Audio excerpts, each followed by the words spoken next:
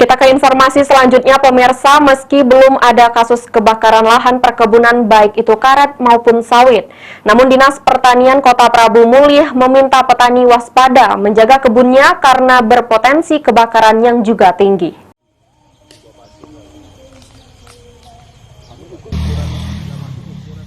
Kemarau panjang membuat kebakaran lahan terjadi di mana-mana. Namun sampai saat ini belum ada kasus kebakaran lahan perkebunan yang melapor ke Dinas Pertanian Kota Prabu Mulih. Kepala Dinas Pertanian Alfian mengatakan kasus kebakaran yang terjadi kebanyakan di lahan semak belukar dan hutan. Meski belum terjadi, potensi kebakaran di lahan perkebunan masih besar. Dinas Pertanian tetap melakukan penyuluhan dan memberikan sosialisasi kepada petani untuk tidak membuka lahan dengan cara dibakar serta menjaga kebunnya.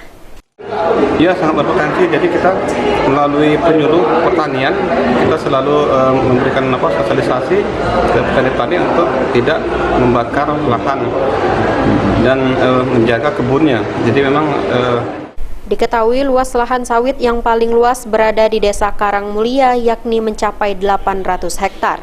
Sementara untuk lahan karet mencapai 19.000 hektar.